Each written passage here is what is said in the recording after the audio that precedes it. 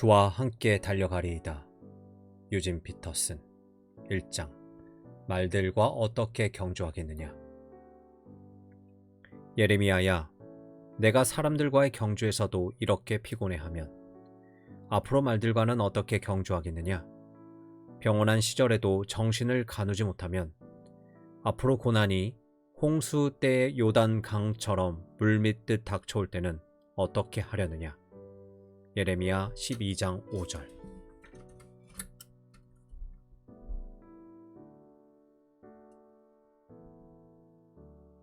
그토록 많은 사람들이 어째서 그렇게 형편없이 살아가고 있는지 참으로 알다가도 모를 일이다.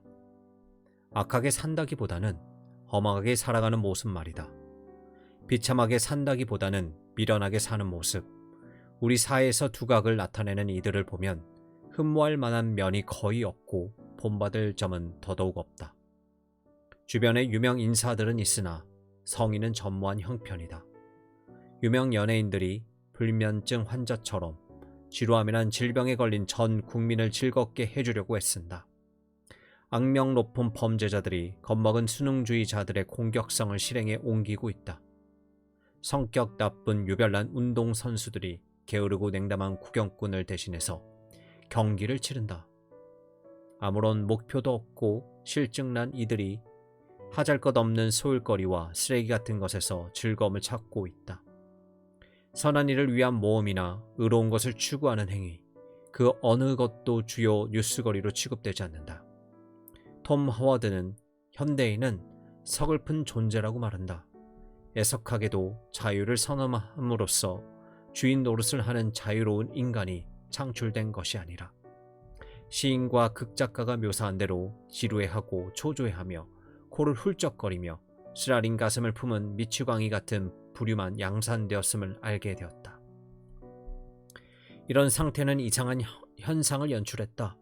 즉 보잘것없는 인생을 살다가 스스로 중요한 인물이 되기 위해 사악한 행위를 저지르는 인간을 양산한 것이다. 암살자들과 납치범들이 저명 인사를 죽이거나 승객이 가득 찬 비행기를 위협함으로써 무명 신분에서 유명한 인물로 거대한 도약을 시도한다. 그런 의도가 성공하는 경우도 종종 있다. 대중매체는 그들의 말을 보도하고 그들의 행동을 시각적으로 보여준다. 작가들은 서로 앞다투어 그들의 동기를 분석하고 심리학적으로 그들이 어떤 인물인지 알려준다. 이와 같이 터무니없는 일이나 사악함에 대해 오늘날처럼 열렬히 보상해주는 문화는 일찍이 없었다. 다른 한편 성숙하고 온전하며 축복받은 인간이 된다는 것의 의미를 알려고 주위를 돌아보아도 눈에 띄는 것이 별로 없다. 어쩌면 그런 인물이 과거 못지않게 우리 주변에 있을지 모르지만 선뜻 골라내기란 쉽지 않다. 언론에서 그런 사람과 인터뷰를 하는 경우는 없다. 토크쇼에서도 그런 인물은 초대하지 않는다. 그들은 흠모의 대상이 되지 않는다. 존경의 대상도 아니다. 세상 풍조를 좌우하지도 않는다. 현금 가치는 더더구나 없다. 고결한 인격을 지녔다 해서 오스카상을 수여하지도 않는다. 연말에 가장 훌륭하게 산 인물 10명을 뽑아 발표하는 것을 본 적도 없다. 그럼에도 우리에게는 온전함을 향한 도무지 억제할 수 없는 갈증과 의로움을 향한 굶주림이 있다. 날마다 유명 인사로 선전되는 엉터리들과 바보 같은 이들에게 진력이 나서 더 이상 못 견딜 때가 되면 성경으로 눈을 돌려 혹시 우러러 볼 만한 인물이 없나 하고 살피게 된다. 진정한 남성, 진정한 여성이 된다는 것은 무슨 뜻인가? 성숙하고 진실한 사람은 일상생활을 어떤 모습으로 영위하는가? 이 문제에 대해 도움을 얻고자 성경으로 눈을 돌리면 무척 놀라기 십상이다. 성경에 나온 사람들의 모습을 보면서 충격을 받는 첫 번째 이유는 실망스럽게도 그들 가운데서 영웅의 면모를 발견할 수 없다는 사실이다. 빛나는 도덕적 본보기도 찾아볼 수 없다. 전혀 나무랄 데 없는 덕스러운 모범도 발견할 수 없다. 이런 점은 특히 성경을 처음 접하는 이들에게 항상 충격으로 다가온다. 아브라함은 거짓말을 했고 야곱은 속임수를 썼으며 모세는 살인을 하고 불평을 늘어놓았다. 다윗은 간음을 저질렀으며 베드로는 신성모독적인 발언을 했다. 성경을 읽어가노라면 저작 동기가 의심스러워지기 시작한다. 믿음의 삶의 대명사로 일컬어지는 위대하고도 중요한 인물들도 우리와 다를 바 없이 진흙으로 빚어졌다는 사실을 한결같이 보여주려는 전략을 눈치채게 되는 것이다.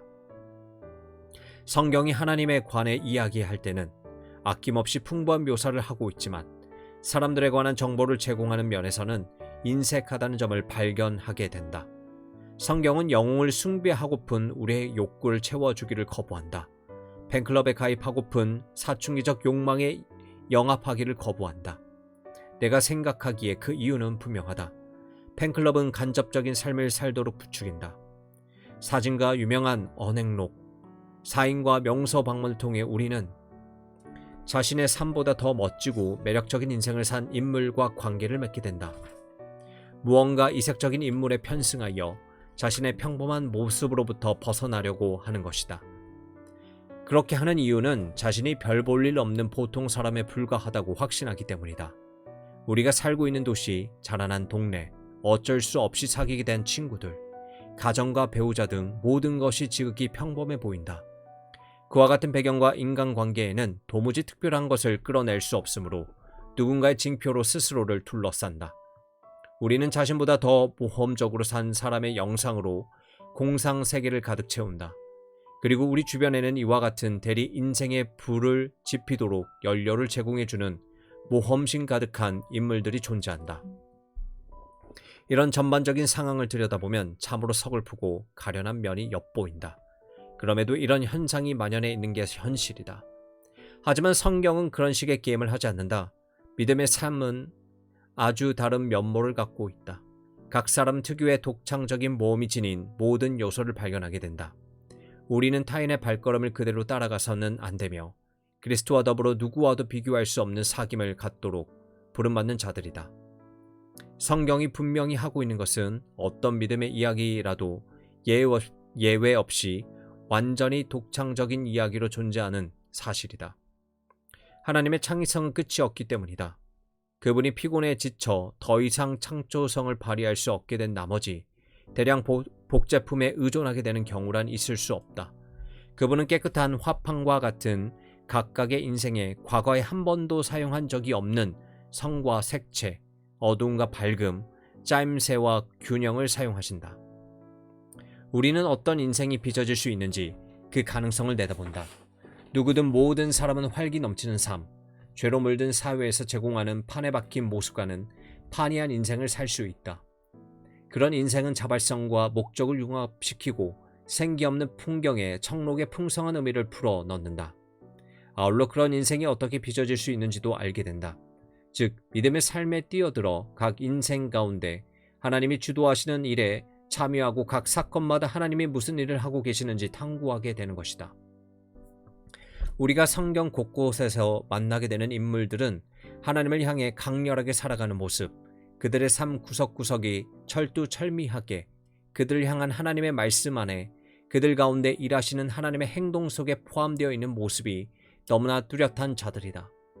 바로 이런 인물들이야말로 하나님이 말씀하시는 것과 행하는 것에 동참하고 있음을 의식하는 사람들이며 가장 인간적이며 가장 생명력 넘치는 이들이다.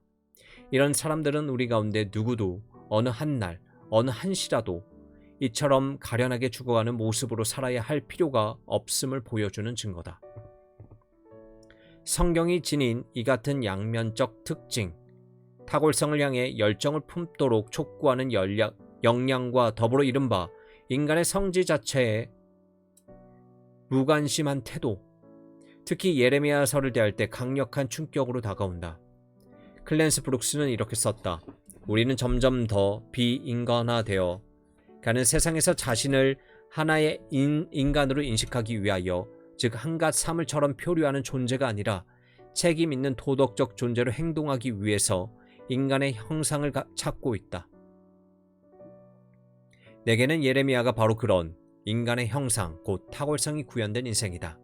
이는 그리스도인이 아레테라고 불렀던 것이다. 예레미야의 경우에는 그 탁월성이 믿음의 삶에서 자아보다 하나님에게 더 많은 관심을 기울이는 데서 나오는 것임은 분명하고 어떤 위로나 존경 혹은 업적과는 거의 상관없음이 분명하다. 한결같은 삶을 살았으나 그의 이야기 속에서 인간적인 교만이나 출세의식 혹은 개인적 성취를 전혀 찾아볼 수 없는 한 사람이 여기에 있다. 예레미야는 내게 충만한 삶을 살고 싶어하는 열정을 불러일으킨다. 동시에 자기 자랑, 자기 만족, 자아 수양을 통하여 그렇게 되려는 시도는 철저히 봉쇄한다. 선을 매력적인 모습으로 그려내는 것은 무척 어려운 일이다. 그보다는 악한을 재미있게 묘사하는 것이 훨씬 쉽다. 우리 모두는 선한 경험보다 죄와 연관된 경험을 훨씬 많이 하기 때문에 작가도 선한 사람을 표현하는 것보다 악한 인간을 묘사하는 데 훨씬 더 많은 상상의 재료를 가진다.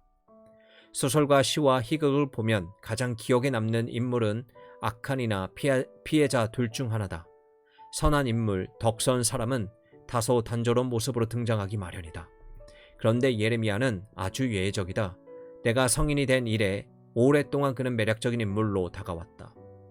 그의 복합적인 인물됨과 강렬한 면모가 줄곧 내 주의를 사로잡았다. 그의 성품 가운데 나를 매혹한 것은 성과 덕과 탁월함이다. 그는 최상의 삶을 산 사람이다. 그는 폭풍처럼 몰아치는 적대감과 무서운 의심의 소용돌이를 거치며 살았기 때문에 결코 온실에서 자란 경건의 소유자가 아니었다.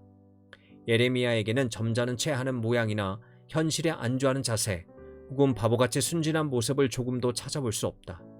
그의 몸에 붙은 근육은 모조리 피곤해 지쳐 한계 상태에 도달했고 그의 지성에 담긴 생각은 예외 없이 배척의 대상이 되었으며 그의 마음에 느끼는 모든 감정은 절절히 조롱의 불길을 통과했기 때문이다. 예레미야의 선한 성품은 그저 친절한 사람에게서 볼 수 있는 그런 것이 아니었다. 그것은 오히려 용맹에 가까운 것이었다. 예레미야는 이처럼 개인적인 필요를 채워주었다.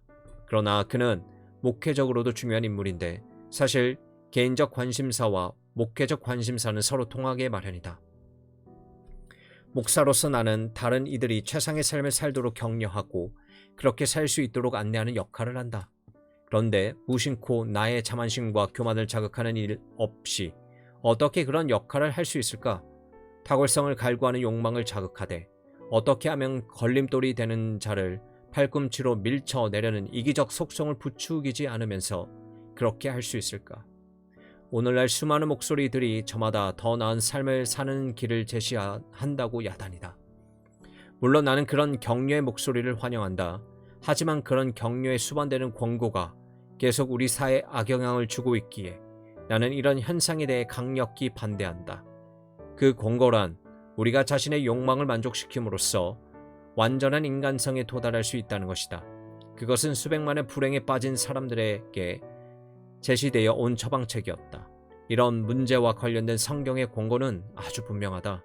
나의 뜻이 아니라 당신의 뜻이 이루어지이다.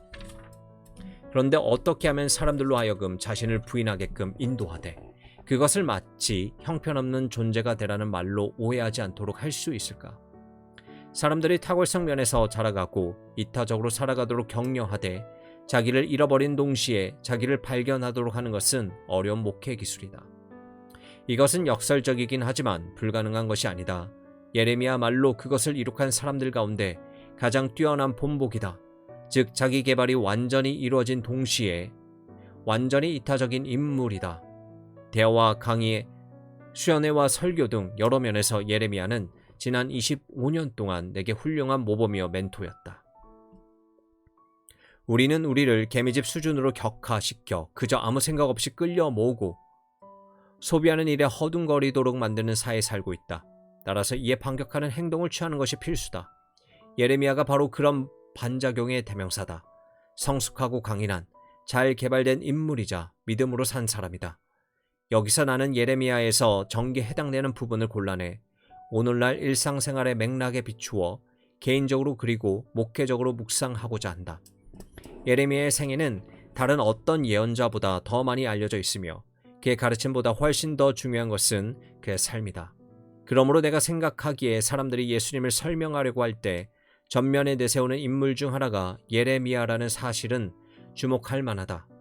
나는 경건한 상상력을 동원하여 묵상하는 마음으로 이 성경 본문들을 정독함으로써 최상의 것에 미치지 못하는 것에 대해서는 만족하지 못하게끔 자극을 주고 싶다. 우리 중 누구든지 최상의 삶을 살 수 있는 유일한 길은 하나님에 대한 철저한 믿음에 의거한 삶이라는 신선한 문헌 증거를 제공하고 싶다. 우리 모두 단조로운 도덕적 습관에서 깨어나고 그저 하잘것없는 일로 바쁜 일과를 툭툭 털고 과감하게 최상의 삶을 살도록 도전받을 필요가 있다. 내게는 예레미야가 바로 그런 인물이다. 그는 내게만 그런 것이 아니다. 지금까지 수없이 많은 그리스도인과 유대인들이 예레미야를 통해 나온 하나님의 말씀에 귀를 기울임으로써 탁월성을 추구하도록 자극을 받고 그 길로 인도되었다. 나는 대체로 연대기 순서에 따라 묵상할 본문을 골라 정리했다. 원래 예레미야는 연대기 순으로 정리되어 있지 않으며 정기보다 훨씬 더 많은 내용이 담겨 있다. 이것은 독자들이 내용의 전환에 대해 어리둥절해하고 주어진 대목의 배경을 알려고 안간힘을 쓰는 경우가 적지 않다는 말이다. 여기서 나는 이런 수수께끼를 풀거나 난제를 설명하려고 애쓰지 않았다. 또한 예레미야서를 읽는데 엄청나게 큰 유익을 주는 배경 지식, 곧 당시의 복잡한 국제 관계상의 역사적 배경을 설명하려고도 하지 않았다. 그렇게 하려면 이와 다른 훨씬 더 많은 분량의 책을 써야 할 것이다. 예레미야에 대한 이해를 넓히고 본문 전체를 더 자세하게 공부하고 싶은 독자에게는 다음 세 권의 책을 추천한다. 알케 해리스의 예레미야는 예레미야의 세계와 본문에 대한 쉬운 개론서로서 좋다.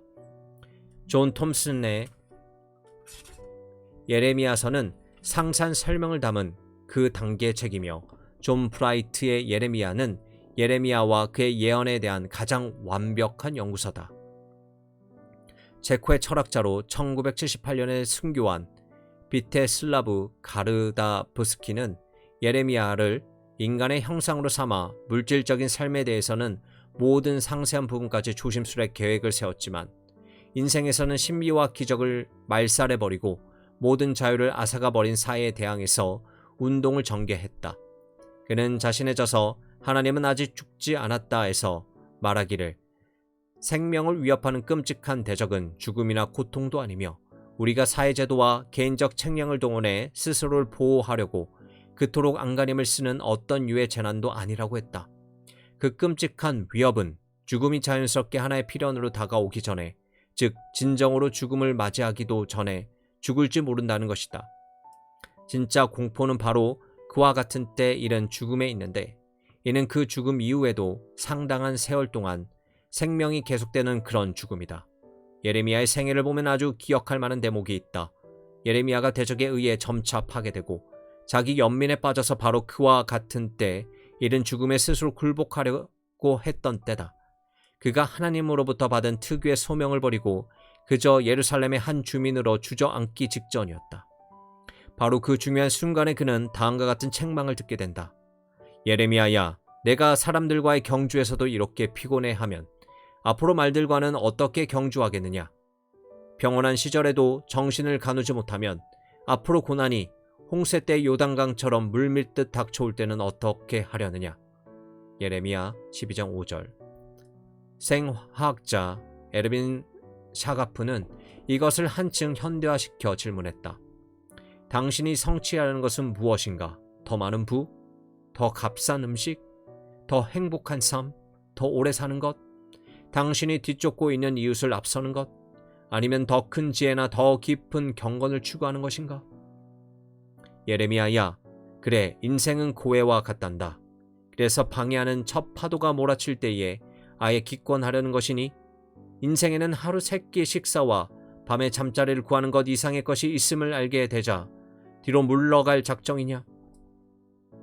수많은 사람들이 하나님의 영광을 위해 위험을 감수하는 것보다 자기 신변의 안전에 더 관심이 많은 것을 보는 순간 집으로 뛰어갈 생각이냐? 너는 조심조심 살 생각이냐? 용감하게 살 생각이냐? 나는 너를 최상의 삶을 살고 의를 추구하고 탁월성을 향해 계속 전진하라고 불렀다. 그래, 오히려 신경과민에 걸리는 편이 더 쉽다는 것을 나도 알고 있다. 기생충처럼 사는 편이 더 수월하다는 것, 보통 사람처럼 느긋하게 사는 편이 더 쉽다는 것도 안다. 그러나 더 쉬운 것 사실이지만 더 나은 삶은 아니야. 더 수월하긴 하지만 더 뜻깊은 삶은 아니지. 더 쉽긴 하지만 더 보람 있는 삶은 아니란다. 나는 내가 스스로 이룩할 수 있다고 생각하는 것보다 훨씬 더 고상한 목적을 가진 삶을 살라고 너를 불렀고 내 소명을 이룰 수 있도록 능력을 공급하겠다고 약속하지 않았니? 그런데 이제 첫 번째 난관이 보이자마자 그만두려고 하다니. 이처럼 평범하기 그지없는 미지근하고 냉담한 군중과 경쟁하다가 피곤해 지쳐 나가 떨어지면 도대체 진짜 경주가 시작되면 어떻게 할 작정이냐. 날렵하고 승부욕이 강한 탁월한 말들과 경주하는 것 말이다. 예레미야야, 내가 진정으로 원하는 게 무엇이냐? 이런 군중과 함께 발을 질질 끌면서 걷고 싶으냐? 아니면 말들과 함께 힘차게 경주하고 싶으냐? 물론 탁월성으로부터의 후퇴, 위험 부담에서의 회피, 믿음의 태보 등이 있을 수 있다. 우리가 스스로를 최소한으로 정의하여 그 한도 내에서 안전하게 사는 것이 자신을 최대한으로 정의하며 모험적으로 사는 것보다 더 쉬운 법이다.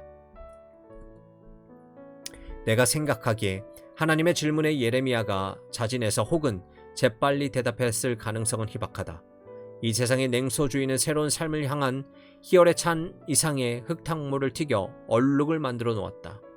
젊은 시절의 열광적인 기운은 더 이상 그를 끌고 갈 수 없었다. 그는 선택 가능한 대안들을 저울질해 보았다. 비용도 계산해 보았다. 망설이면서 이리저리 궁리도 해보았다. 드디어 찾은 대답은 단순히 말로 하는 답변이 아니라 한 인생의 일대기라고 할 수 있는 것이었다. 그 삶이 바로 그의 대답이 되었다. 말들과 함께 달리게 했습니다.